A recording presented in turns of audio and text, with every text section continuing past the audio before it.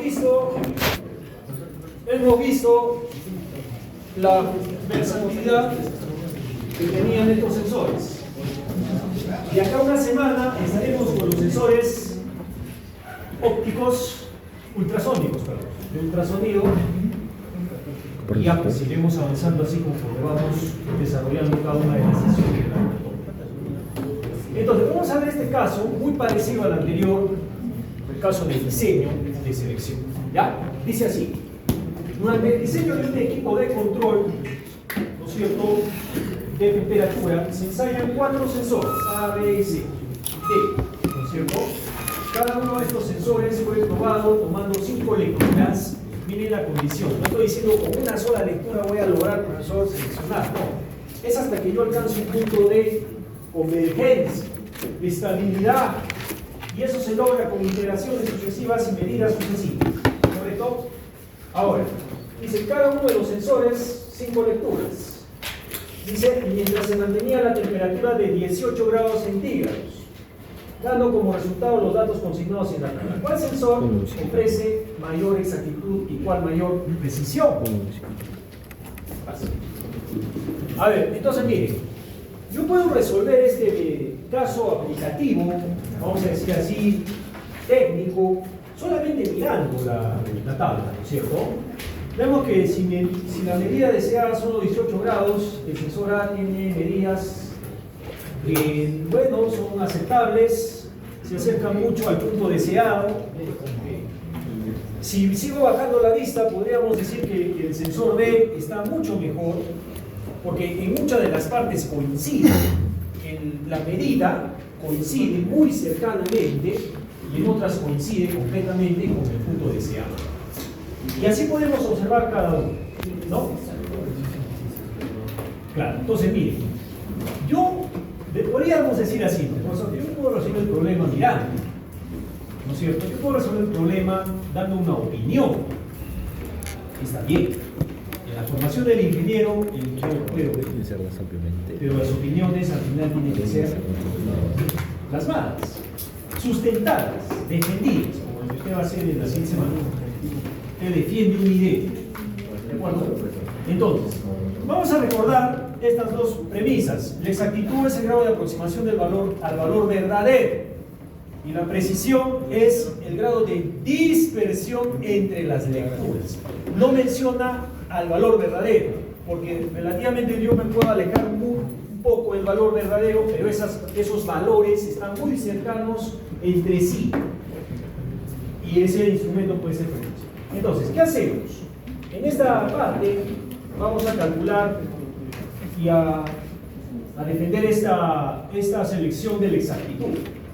Entonces, ¿cómo calculamos? Bueno, hay métodos que se les he enseñado. Yo, por ejemplo, acá coloco el más convencional, que es agarrar y sacar el promedio, ¿no es cierto?, de los datos que tengo en cada uno de los sensores y simplemente los consigo.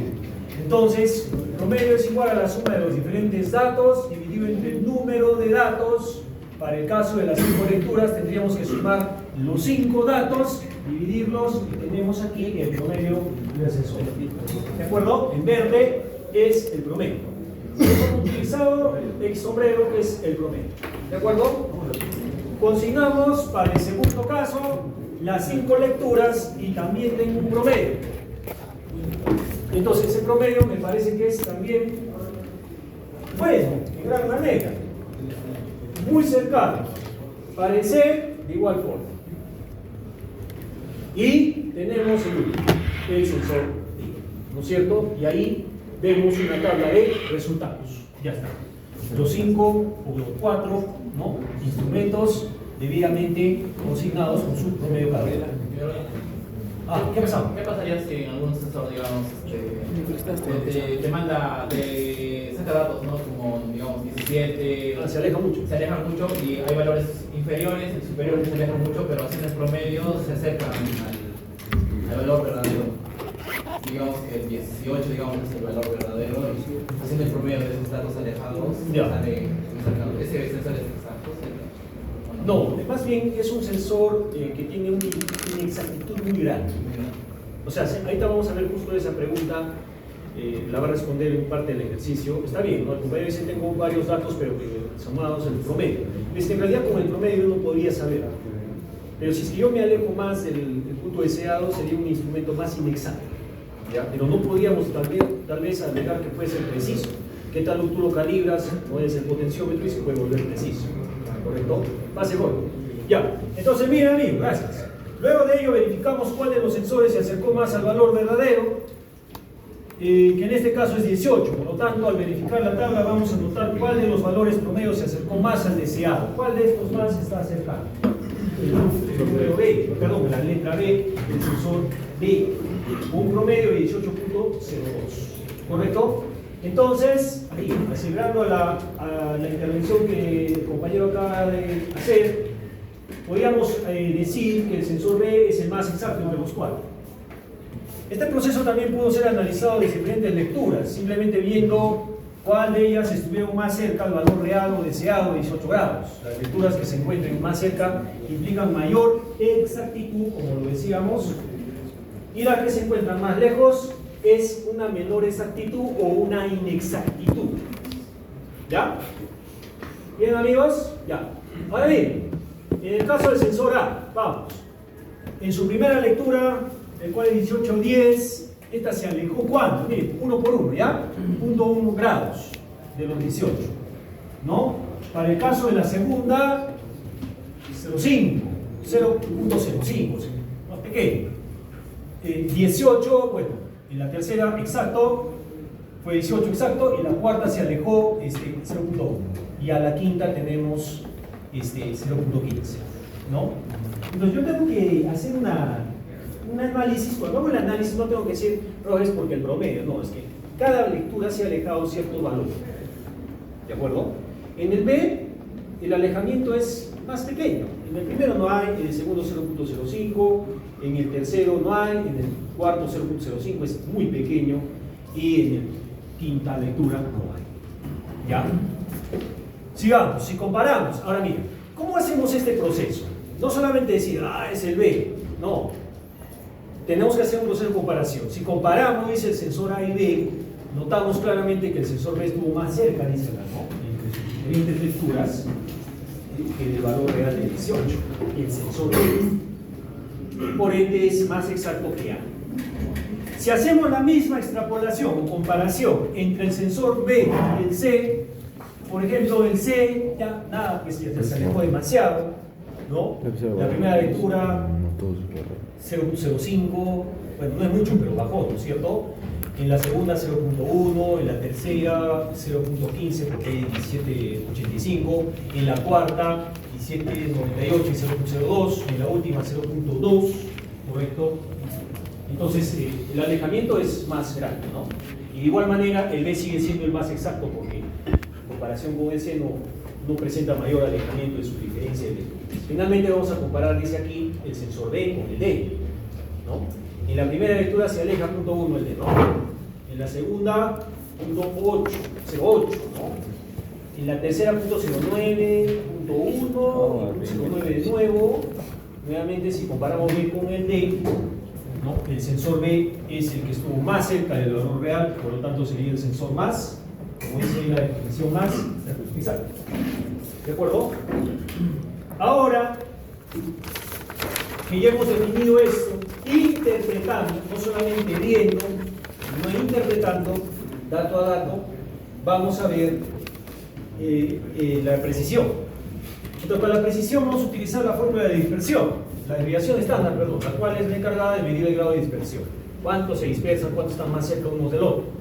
Esto ya lo habíamos visto en un ejercicio anterior, ya saben esta fórmula, ya saben cómo se estructura, entonces solamente procedemos a calcular las desviaciones estándar en cada uno de los sensores. Para que no se recuerde, hay que sacar el promedio, ya lo tenemos, y estar haciendo la diferencia entre cada uno de los datos, y elevarlo al cuadrado y dividirlo entre la cantidad de datos menos 1. ¿No? Entonces, si yo hago esto repetidas veces, en caso de los 4 sensores, voy a tener una desviación estándar bien. En el A, opínica.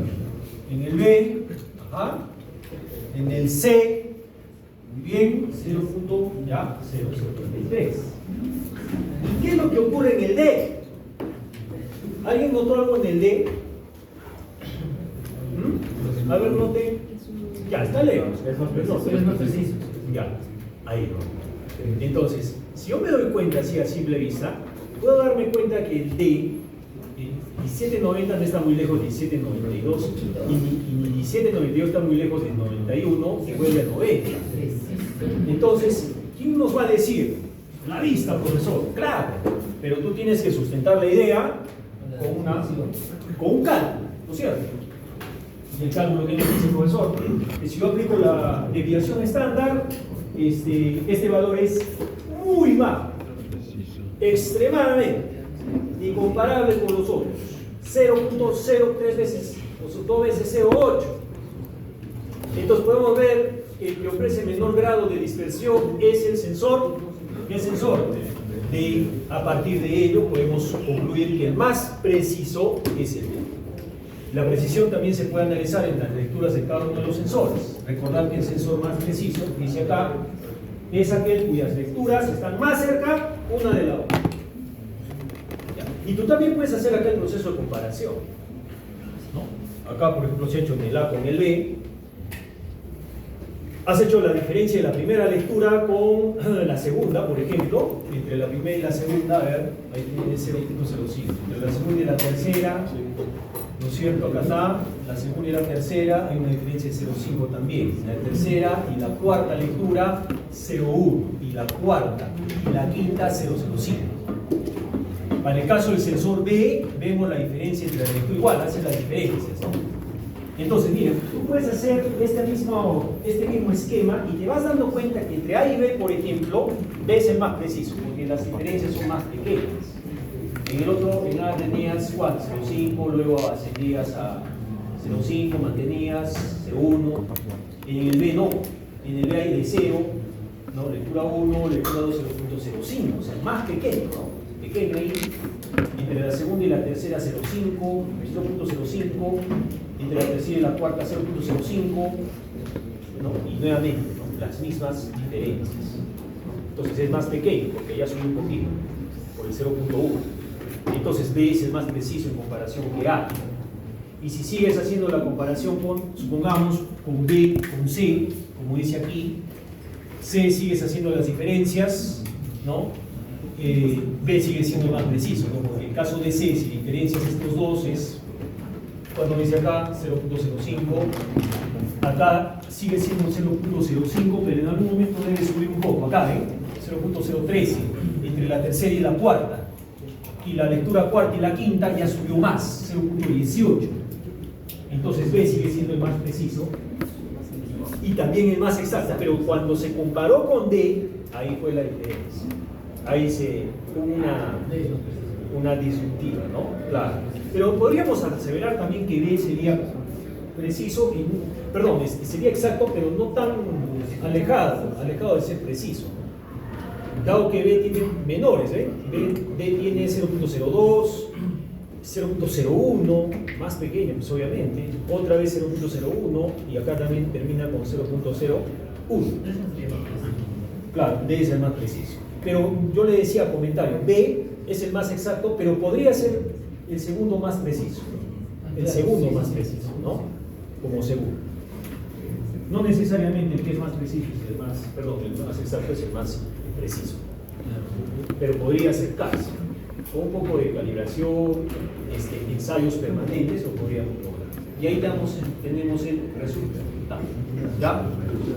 Ok, ahora vamos a ver un caso que nos está hablando sobre uno de los parámetros muy importantes para el uso de los sensores, que es la sensibilidad.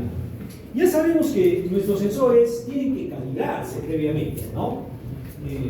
Si no lo hacemos así, puede ser que no dé lecturas correctas, o dé lecturas cuando yo no quiero que lea nada, ¿correcto? Entonces, vamos a ver este caso. Un sensor de temperatura posee una sensibilidad de 5 milivoltios por cada grado centígrado. ¿Cómo se entiende eso? Es una ficha técnica. ¿Cómo se entiende? ¿Qué hay que hacer? Pero no es lo que habíamos hablado, que era un porcentaje de humedad. Ya, claro, habría que aplicar el porcentaje, ¿no? Pero para interpretarlo como una medida, como un dato, ¿cómo sería interpretarlo? Con una regla de 3 círculos, ¿no es cierto? Que por cada, ¿no es cierto?, milivoltios es equivalente a un incremento de tantos grados Celsius. Algo así, vamos a ver ahora en este problema. Dice, si en un momento dado el sensor entrega una lectura de 27.5, claro, milivoltios, ¿cuál fue la temperatura que midió el sensor? Mira, ya te está dando solamente lectura del multímetro y te dice cuánto midió el sensor. Eso es hacer un escalamiento a la inversa, ¿no es cierto? O a la reversa. Ahora, el B dice, si el sensor es puesto en un medio que se encuentra a 30 grados, ¿cuál será la salida de voltaje? Eso se llama, pues, sensibilidad. Entonces, mira, si la lectura es de 27,5, ¿no?, deseamos determinar cuál fue la temperatura que midió el sensor. Y me está dando 27,5 milivoltios. Entonces, en el enunciado muestra que el sensor tiene una sensibilidad. Por eso, la sensibilidad entra en este punto para averiguar cuál es mi salida. Yo tengo aquí sensibilidad. La sensibilidad es como un grado de incremento. Es como un incremento. Es como una equivalencia también. Entonces debemos recordar que la sensibilidad se expresa como la señal de salida sobre la señal de ingreso. Entonces, dice acá, al sensor lo excitamos con una determinada temperatura y nos entrega un determinado, ¿qué dice? ¿Qué nos entrega? Voltaje. Da esta temperatura, toma este voltaje. ¿Qué hacemos con eso? Lo llevamos a PLC, lo llevamos a un procesador. ¿Y qué hace el procesador? Lo escala, ¿no es cierto? Igual, todos hacen este mismo esquema. Entonces, miren, acá por ejemplo en la siguiente parte, ¿qué hemos hecho? Hemos dicho que por cada grado centígrado es equivalente a un incremento de 5 milivoltios, es lo que te da, ¿no? Yo tengo 1 grado, la temperatura aumenta 5, ¿no? O sea, es en 5 por cada grado centígrado. Esta relación la podemos usar para poder crear una regla de 3, dice acá, ¿no?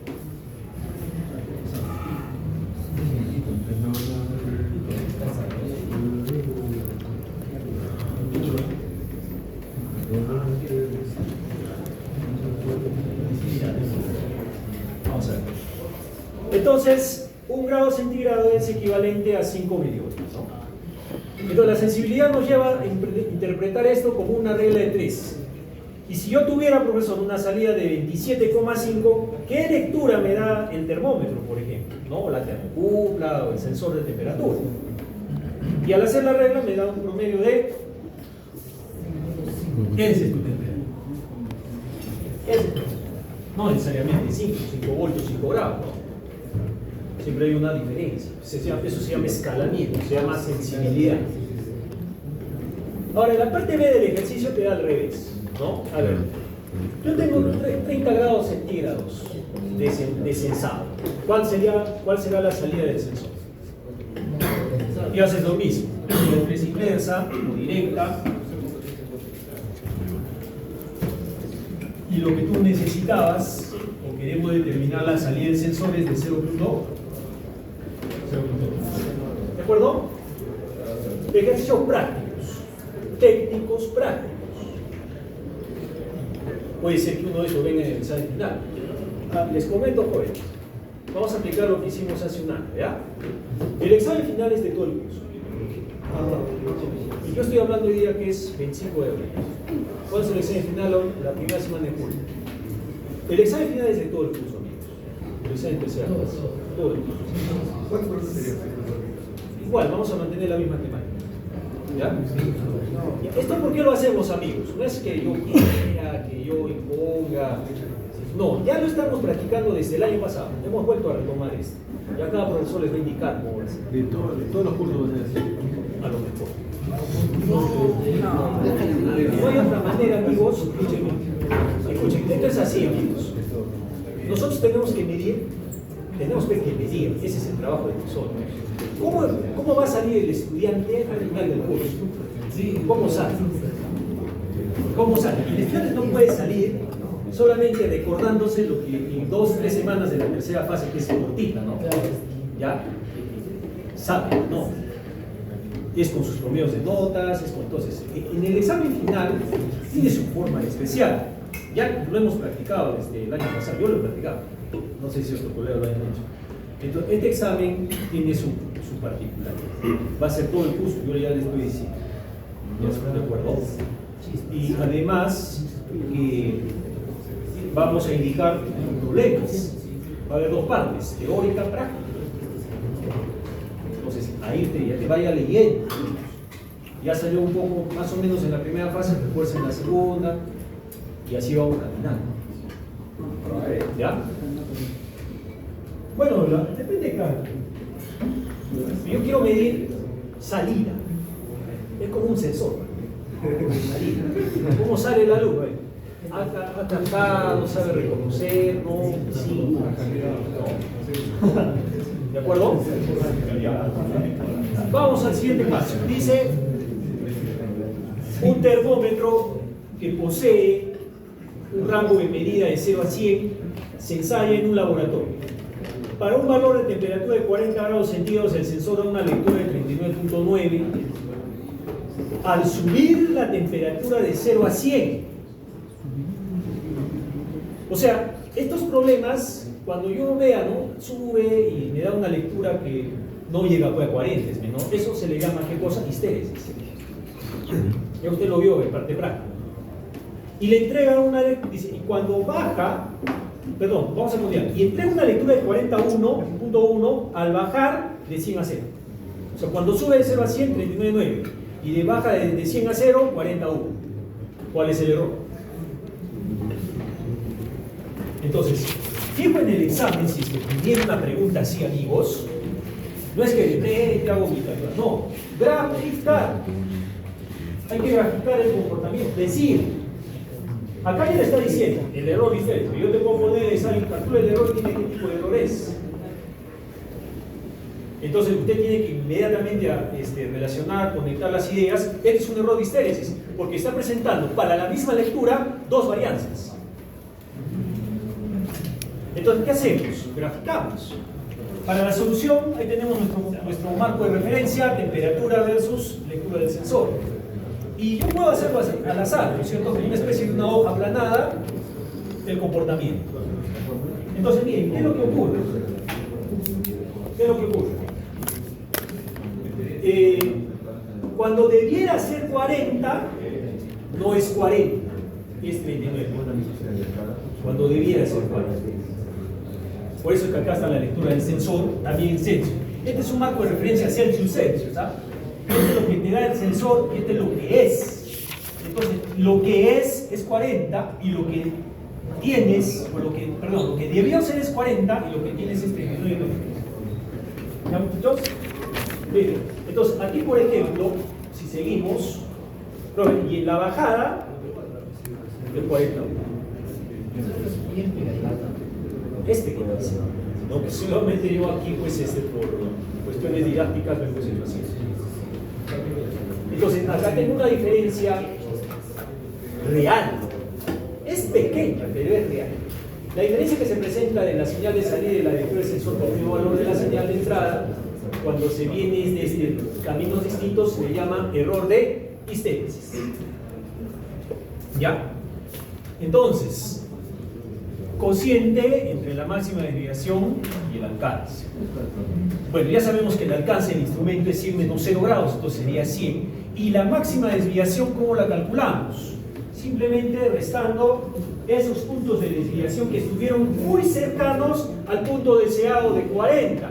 En este caso 41 y 39. Y tengo mi 0.2. Ese es el error, ¿no es cierto? Ya, eso es lo que hemos hecho.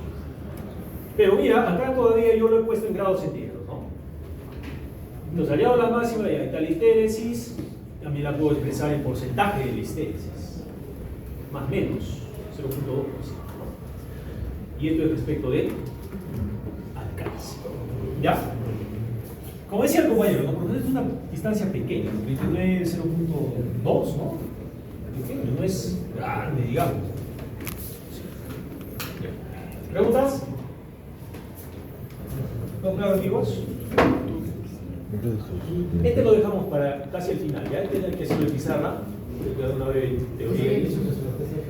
No, esta es la segunda parte. Parecido. Hay tres versiones de este caso. Ya, amigos, miren, nuevamente. Pues así normalmente se presenta, ¿no? En estos casos reales, un poco ya asociados al tema de selección, ¿no? Por ejemplo, yo he puesto en uno de mis ítems de calificación que el estudiante al salir pues debe de al menos, ¿no?, reconocer qué contexto trabaja un sensor, cómo lo selecciona, cómo es su arquitectura interna. Podríamos decir también cómo es su acondicionamiento, se ve en tercera fase, ¿no? Pasos por pasos. A ver, vamos con este problema. Miren que es un problema de selección nada más, ¿eh? A ver, ¿cómo lo vamos a enfrentar?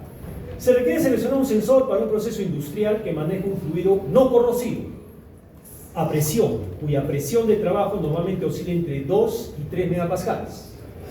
Para el funcionamiento correcto del proceso, el sensor debe garantizar un error máximo de 0.1 megapascales y una repetibilidad mínima de más o menos 0.1 megapascales. ¿Qué es la repetibilidad? Vamos a recordar. Está sigamos, está bien. ¿Y cuál entonces de los siguientes modelos, que ya los conocen, ya la clase pasada hicimos un problema muy similar, de similar naturaleza, es el más adecuado, es el más idóneo? Ahora, ¿qué hacemos? De frente solucionamos el problema. No, acostumbrémonos, estamos en una etapa de análisis, conocimiento, que yo investigue. Usted tiene que estar en esa etapa de investigación. A ver, primera fila, ¿qué nos sale? En la primera fila los modelos, ya los conocemos. Si me voy a la segunda, encontramos el fluido de trabajo y tenemos que los 6 modelos sirven para trabajar con gas, dice, o líquidos que no tiendan a corroer los. Ya pues, si no sabe reconocer la segunda por fila, te puedes equivocar, si no metes un lugar donde hay un contexto adverso, lo vas a probar. ¿Correcto? Ahora, en la tercera, ¿a qué se refiere, amigos? A ver, ¿cómo está en inglés? Rated expresión. Rango. Encontramos el rango de trabajo, cada uno de los sensores. Ya eso no ha cambiado, ¿no? El primero está entre el 0 a 2, 0 a 5 el segundo, 0 a 10 el tercero, cuarto, quinto, por ahí va, también se repite. Listo. El último de 0 a 10. A ver, la tercera. Las características. Ya veo en inglés, vamos. ¿Qué dice? Sí, mueve potencia, ¿no es cierto? Corriente, claro, la alimentación. Hay que ver acá. Hay que ver el diccionario, ¿no? Protection, ¿de acuerdo? Sí, puede interpretarse así. Son las características eléctricas, ¿no? Luego, consecutivamente, encontramos 3 filas que nos indican las características eléctricas. Podemos ver que los 6 modelos trabajan con una alimentación entre 12 a 24 VDC, con un consumo de corriente, ahí está lo que decíamos, consumo, ¿no?, de 10 miliamperios, o menos, por less, ¿no es cierto? Por eso es. Eso es menos, sí. Ahí eso es un intuitivo, ¿no? Hay 3 variantes, es decir, finalmente, encontramos las otras consecuentes 3 filas, accuracy, ¿se recuerdan? Que son las características de medición claro del sensor.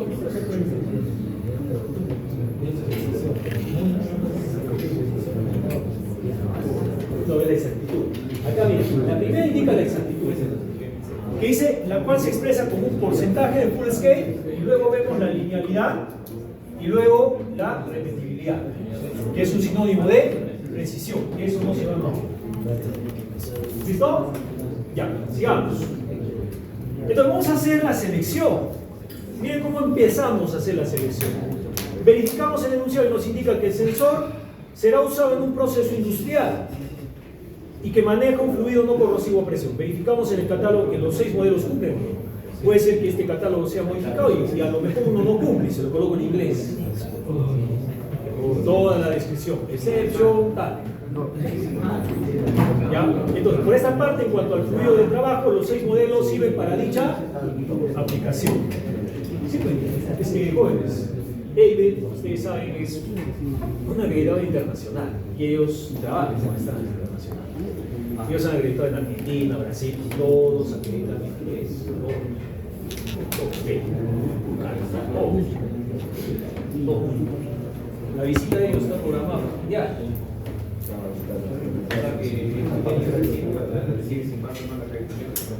No, o sea, dice si apruebas la REA, te dan 3 fases. Y si, por ejemplo, apruebas bien, te dan 10 años. Por ahí falta algo, te dan 6. Y si es muy paupérrima, 3 años. Igual te reacreditan, por 3 años. Pero nosotros estamos apuntando a 10.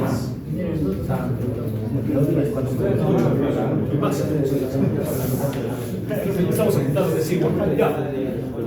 Amigos, sigamos. Entonces, miren, en la segunda, el rango. Aquí ya podemos descartar. Dice así, ¿no? En el enunciado nos indica que el fluido del proceso industrial maneja una presión que oscila entre 2 a 3. Entonces yo con esto ya puedo ir descartando, ¿no? Entonces debe buscar un sensor el cual las presiones se encuentren dentro de su rango. Por ejemplo, el sensor 570 PSE permite una única lectura máxima de 2 megapascales. Por ende, no podría servir la chapa. ¿Correcto? ¿Por ahí alguien más? Acá, ¿no es cierto? Ya. 570. Por ende no serviría para medir presiones.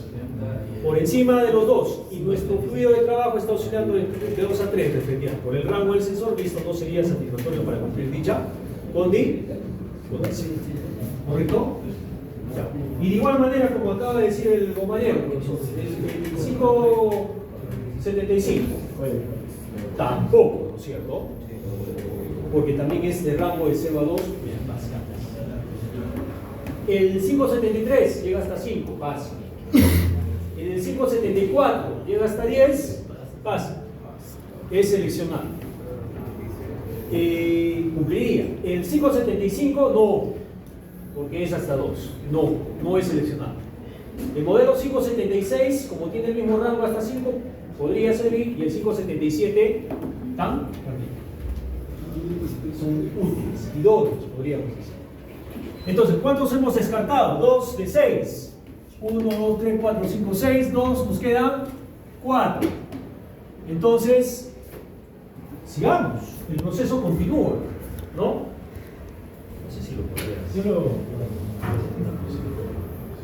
Ya. Entonces, miren, sigamos. El siguiente parámetro del proceso en el que debemos garantizar que el error máximo de más menos 0.1 que dice megapascales, ¿no? Ahora ya tenemos que entrar con el error. Para ello, lo que hacemos es visualizar la exactitud. Es lo primero que tenemos que calcular. Pero en la tabla tenemos la exactitud expresada respecto de full scale, o sea, en porcentajes, ¿no? Más menos 1, 1, 2.5 y 2.5. Entonces, como yo no tengo el porcentaje, tengo que extraer ese porcentaje. No lo puedo dejar así, ¿no? Por ello quiere decir que antes debemos de determinar el alcance de cada sensor y obtener la exactitud expresada en unidades de medida. Ahí el manual del fabricante me lo da el porcentaje. ¿Cómo ¿Qué se es llama unidades tu de juego que medida? era para ¿Qué hacemos? Todo el proceso. ¿Qué hacíamos? Primero calculábamos ¿Sabes si puedo tomar algo? el alcance. Cada uno de ellos, límite superior, inferior. Bueno, yo lo he hecho de los seleccionados. Oral. El segundo, 10 megapascales. El tercero, 5. El cuarto, 10. 10 menos 0, ¿cierto? Los alcances es restable. Punto mayor, punto menor.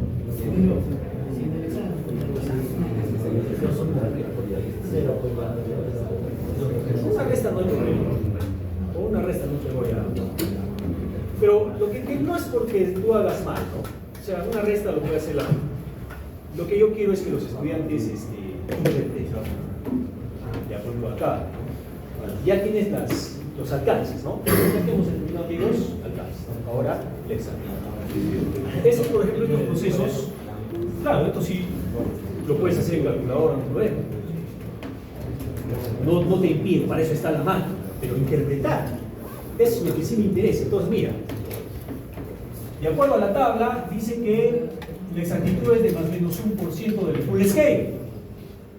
Entonces, el alcance ya lo calculé, era 5, ¿no es cierto? Entonces, yo saco ese 1% de 5, acá lo estoy viendo, y eso me da 0.05 megapascales más. ¿No es cierto? El segundo creo que era de 10, ¿no es cierto? Ya. Claro, tú puedes usar la calculadora, no hay problema, no hay problema. Lees y interpretas. Acá sería más o menos 1% de ese 10 y eso me da 0.1 mega. Exactitud. No sé, eso ya lo veremos en breve. El PC 576, 0.125 más menos. ¿No? Y el último, el 577, 10 megapascales, 0.20. Sí, ya tengo ya todos. Entonces, de esta manera, dice, se tiene el cálculo de las exactitudes de cada uno de los sensores expresados en unidades de medida, y ahora sí se puede realizar la comparación del proceso. Recordemos que el proceso nos exige un error máximo de, ¿cuánto era? 0.1 megapascales más menos. Eso está dicho acá, ¿no es cierto? Ahí está, pues. Debe garantizar un error máximo de más menos 0.1. Entonces regresamos. ¿Cómo estábamos? Ahí. Errores más menos. Lo dicho indica que la exactitud mínima debería ser mínimo, o sea, menos eso no. 0.1 megapascales más menos. Sensores más exactos, dice, es decir, con un valor más bajo, serían satisfactorios para la aplicación, pero serían, ¿qué dice ahí, amigos? Esa es una importancia que ustedes deben saber. Más inexactos. No te has acercado con el valor de 0.1. Correcto. Es decir, con valores menores, mayores, sensores más inexactos, es decir, con valores mayores a más o menos 0.1 megapascales, no podrían servir para esta aplicación. Más inexacto, no, perdón, acá decía, ¿no? Que el supere, ¿no es cierto?, sea mayor a 0.1, sería más inexacto, no menor, sino mayor a 0. Ya te alejarías. Listo. Corregimos eso, ¿ya? Ahora, según la tabla, a ver, ya están los cálculos acá. Miren. Segundo. Ahora, descartamos, vamos. Así bien. El 573 es menor. Está bien, ello quiere decir que el sensor es más exacto de lo que yo quería. Corrijo lo que hace un momento. Si no superas al 0.1, pues no te conviene. Si es menor, te conviene. Claro, ahí fue un error mío. Pero bien, ya, si lo tomamos como ejemplo este PC 573, es menor, este dato es menor a 0.1, entonces procede. Es más exacto. Este es igual. Nos ofrece una exactitud, por lo que el valor es idéntico. Seleccionado. El 576 ofrece una exactitud de más menos a 9. En este caso el valor es más alto. Sobrepasó, es más inexacto para el proceso. El sensor queda descartado. Claro, el que tiene 76, el que tiene 0.125. Y el 77 también, porque ya no es ni 0.1, se ha alejado a 4. Pero jóvenes, miren, a ver, en las prácticas, 0.25, miren, son datos o valores mísimos.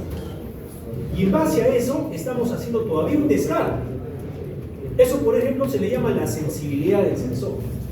Es el grado de exactitud. Ahí se ve la exactitud. Entonces, el 577 queda completamente descartado. ¿Cuántos te quedaron? 2.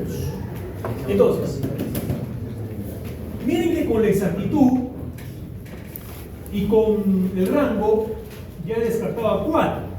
Por eso es que acá estamos haciendo las teorías completas. Exactitud, precisión, histéresis, zona muerta, linealidad, y etcétera, etcétera, etcétera, etcétera. ¿De acuerdo?